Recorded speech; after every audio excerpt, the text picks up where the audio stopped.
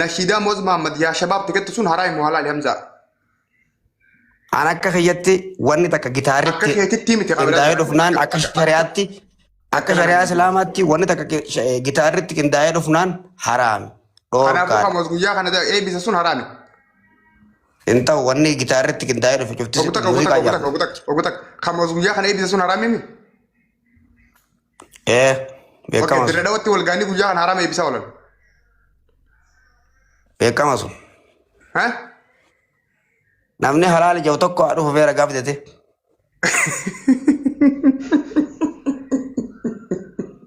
كنا وقت عاملنا دوبا جراتين أوكي كوي أيه كوي تو No, adero wani jam zandugada wani sirbak abu chuftunu classical jama nashida khana khaysati kata itti godhamu jira nashida jechuun sagalee qofaan godhama sagalee kanaan godhama sagaleen immoo halaali yoommoo gartee waan akka dibbee kana qabaatu taate dibbeen kun immoo waan gartee orjinaala ta'uu qawwee ati yaadannoo kan dhatamoo nama amantaati ogummaa amantaan qabda amantumaan sitti himu jira si yaada maal gaafatu jirta أستاذ مو شيخة تدرات حلال أزوج الشيخة ونقبض بلزقية سموك أبدا دي سغادي كجرادي سري سموك أبدا شيخة مال مدورة قبا خادي دي مقبا السلام عليكم أقوم لك يا جاتشون قبا نو صوفة شيخة صوفة فتتكارة كيزاني شيخة صوفة فتمت خمدورة فتمت ما أنت شيخة مو أستاذ مو خبير أنا بيخا مالي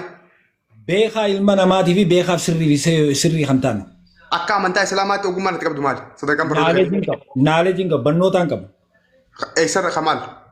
Kamaali khabaratan. Jechuun amantaa islaamaa keessatti gaheen kee maali sadarkaan kan kee? Islaam. Leeviliin kan kee islaamummaa malee biraan qabdu? Leevilii hedduu leevilii kan beektaati. Ustaazaa jiraa, sheekaa jiraa. Ani barataadha. Darasaadhaati. No barataa amantii islaamaati. Namu barataadha beek. Namu guyyarraa barataa dhuftaa beek. Namni baratee fixadhe jiru jiru amantii islaamaa keessatti. Surra koomiti kan kee maali ati? Bakka ati girtuun buru fedhan. Bakka ana jiru Kaanaada. Biraajar bakka ati girtu Kaanaada biyya osoo hin taane akka amantaatti bakka ati girtu. Bakka ana jiru akka amantaatti islaam. Islaamummaa irraan kaafe ulaagaan ati guutte maali? Barnoota. Barnootaan meeqa eessi girta sadarkaa kam? Sadarkaa kam quraana keessaan jira.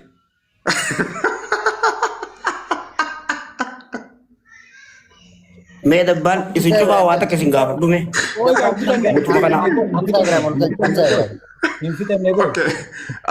Amdaa tolin galchina meeshaa kana godhamme.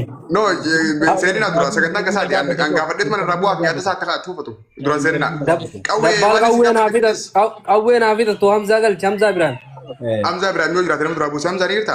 Anta warra galtii kana guutuu keessaa isin guutuuf hin gaafii qaba. Qoy nu gaafataa kutak. Qawwee.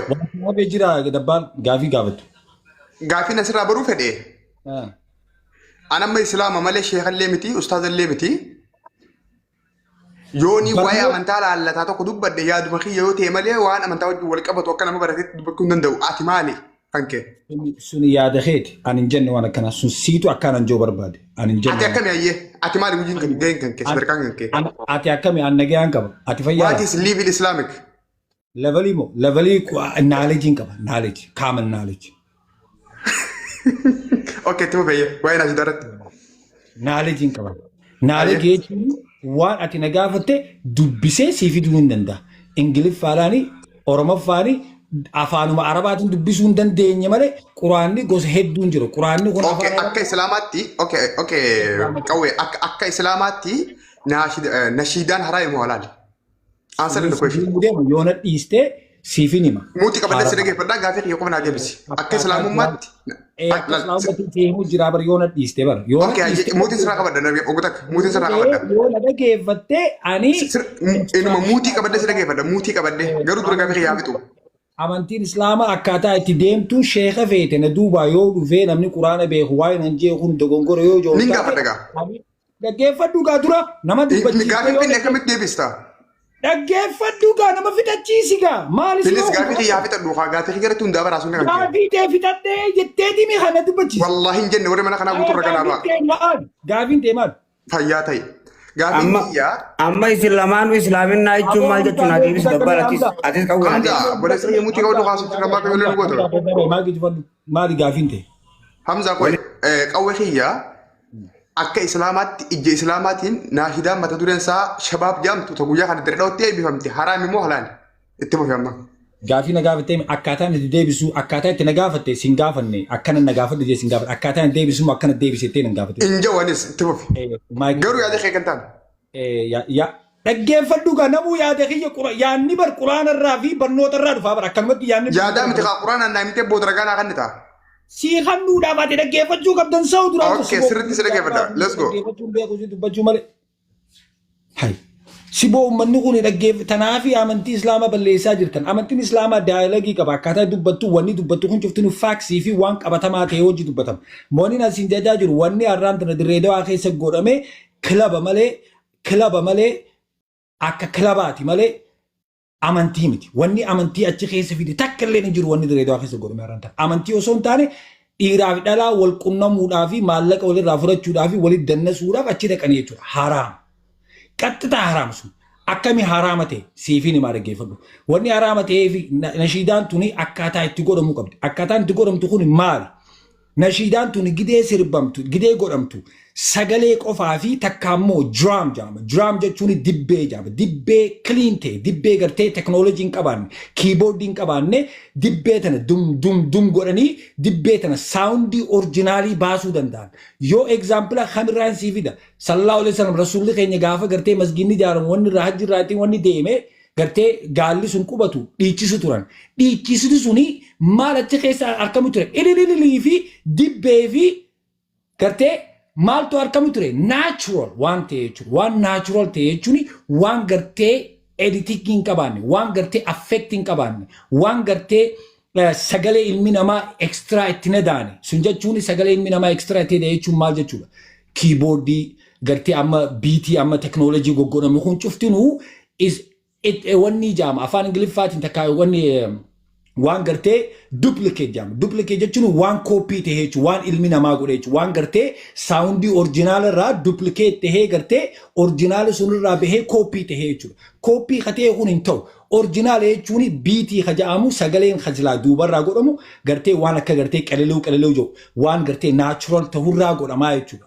Gartee sunirraa kan ka'e irraa malee nashiidaan har'aan tana godhaa jiran obboleessa kiyya nama kilaba deemee si jee jechuudha. Okay. Haasawaan gammaasutti kanaaf ragaa tokko naa kanne. Ragaa tokko naa kanne. Akkam ragaa akkam barbaadda? Ragaa hangana. Fakkeenyaaf wanni guyyaa kana godhan kun haraami ka jedhu maal dhaabbattee haraam goote? Adeera kiyya. Mee uggita akka dhaggeeffatu. Yoo guura Hadiisaa fi quraana irraa jiine. Ragaa.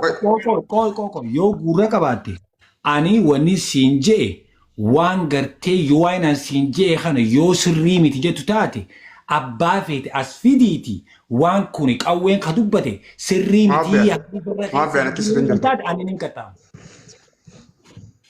Qawwee tanamaatti dhiisii ankasi gaafadhe haasawaan maasutti kanaaf ragaa tokko quraana takka hadiisa irraa ayyaata tokko naa kan. Ragaan hin jiru. Ragaa malee naasoo haa duban. Adeera kiyya wanni akkatti breakdown godhee akkana gaafa rasuula keenyaatti akkana godhame amantiin akkana kun akkana jee afaan oromooti dirqama ana takka lama arabii gaafa sallallahu alaihi wasallam rasuula naashidaan haraami naashidaan guyyaa kana diree dhawuu geeffamte haraami tokko takka naa kan ragaa. Barqawwee amma wanni jechaa jirtu nashiidaa tana dhiisi muuziqaanuu haraam ta'uu ragaan hin jiru. Okay, kan qawwee qabaanna ragaa kun abbaan ni qabetu koo kan dhimma ol bahi. Mee ragaa jechuun mee koo gaafii si gaafadha gaafii tokko faan si gaafadha. Ayya. Ragaa jechuun maal jechuudha mee naa himee. Based on Quran